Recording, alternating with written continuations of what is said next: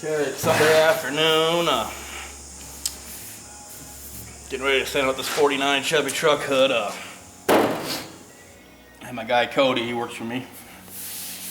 You know, he's done a lot of body work on the newer cars, are a lot flatter, not quite as round, and I had him on the fenders yesterday, and he kept making them all choppy around these edges here. Well, it took me about half an hour to show him how to do it the right way, and figured I'd make a video on it just real quick to show you guys what I'm talking about. Put some guide coat on there first.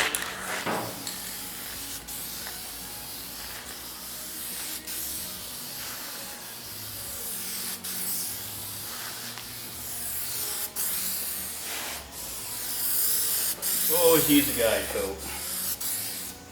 There's always going to be stuff you're going to miss. This helps point it right out.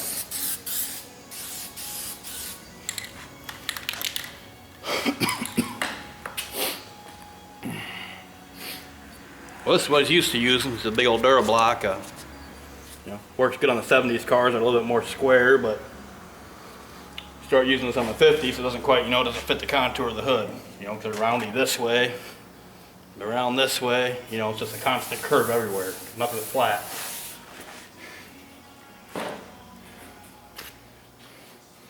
What I found works the best, these little foam blocks, soft blocks. You know, they're hard. They don't, they're a little bit flexible. You know, this blue one I use a bunch.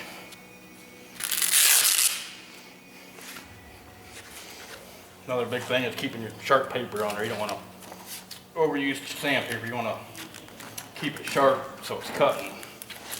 You know, once it's dull, you're just smoothing out lumps. You're not, cutting and leveling. You're just smoothing. All right. You don't on these edges. You don't want to be sanding with the edge this way, or straight up and down, or straight this way. You always want to be going at an angle with the edge. So let's get started here and see what he's got going. He did all the body work on this coat. He did. First time doing something that's really destroyed. I mean, this one was nasty. But let's see how good a job he did here.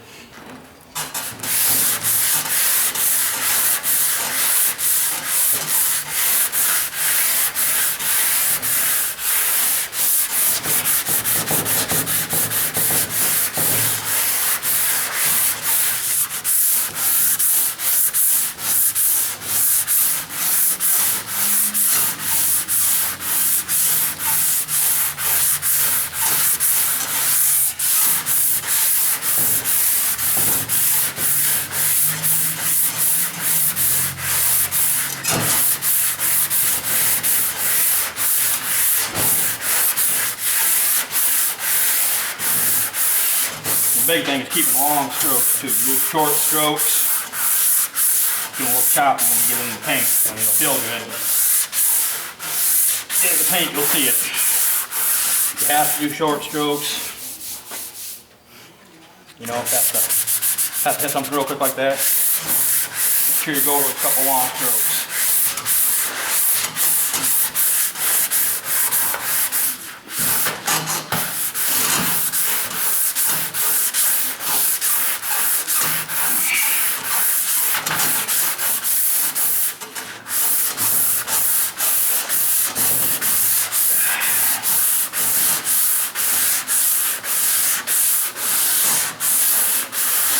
Always go with the curve.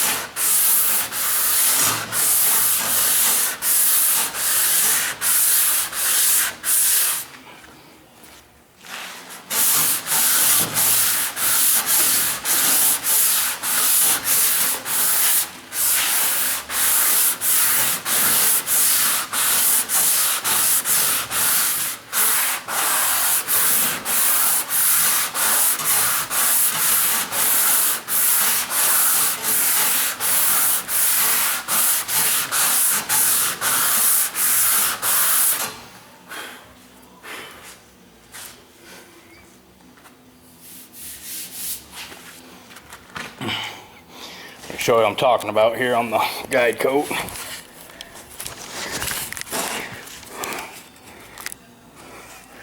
to get my camera to focus. He did a pretty good job. He's got right there.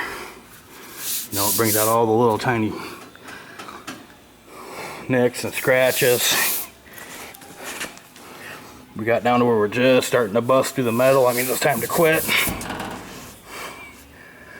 Probably need 2 more coats of primer on this to make it straight. Looks like overall I did a fairly good job. Whew. What a day. Got our pipe in for the paint booth.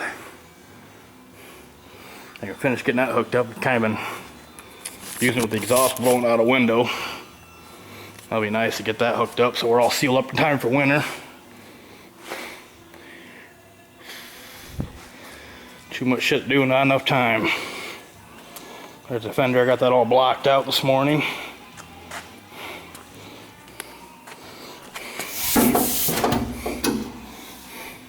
Got a couple high spots. Got a little high spot there.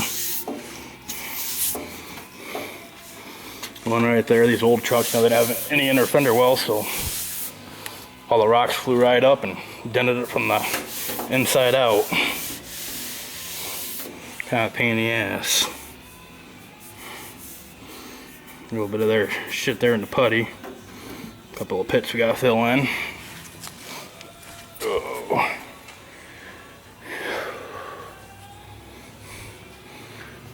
What a day. Got the box all mounted on there yesterday. I went ahead and tightened down the running boards, kind of. I have to take them back off again once I get the fenders hung, and it's a filler piece that goes right in here. So that filler piece, the box, and the fender all gotta line up 100% right here. It's gonna be a chore.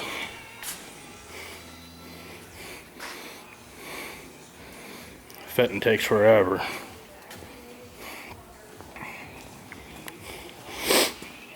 Oh. Get a quick view of where we started painting at. Actually, where we very first started painting. It's right here where this Lincoln's sitting. I got this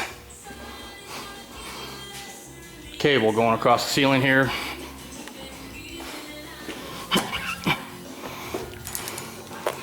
Had tarps hanging on this, and you slide them in and out and close off that side of the room. This is our fan.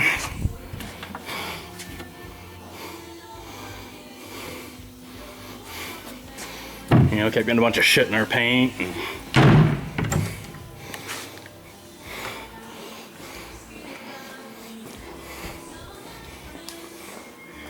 So then we moved it over to this room. You have to excuse the mess in here, it's kind of a catch-all.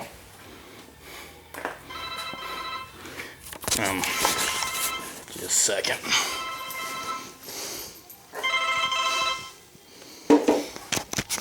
Alright. This was the old wash bay. And the progress kind of turned it back into a wash bay. But I went online, you know, got all the measurements off the paint booth and went ahead and framed it out in 2x4s. Went and got a bunch of lights, stuck them in. Had another exhaust fan right here. Box that in. Ran 10-inch pipe down the wall. Right up front, these have 2 filter walls. One on this side and one on this side. You know, to keep all the heavy overspray shit out, so it wasn't getting all over the cars outside. You know, it worked good, worked decent.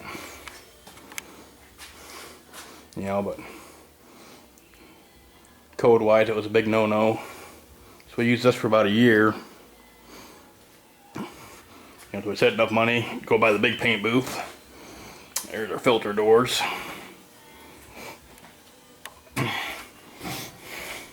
These are your regular sticky paint booth filters.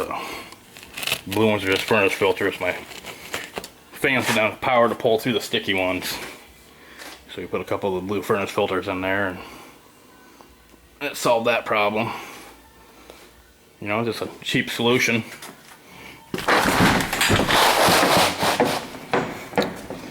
And we got that one.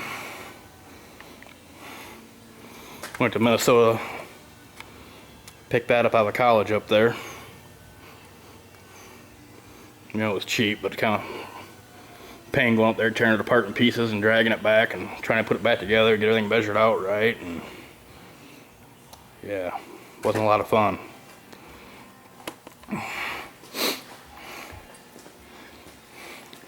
Got the heating and cooling company coming in next week. They're gonna go ahead and run all the gas pipe. I haven't got the bake hooked up yet, and I don't really need it, you know. Not until this winter anyway, because you got your fresh intake's coming directly from outside, so any air you get in is going to be the same temperature as outside. But we'll get that all squared away next week, hopefully. I don't want to know how much gas it's going to use. Anything with 3 gas regulators kind of bothers me. Whew. But anyway, I better get back at sanding these parts, get these all ready. You know, like I said, they're going to need another 2 or 3 coats of primer. See what happens. Alright, we'll check back in with you later.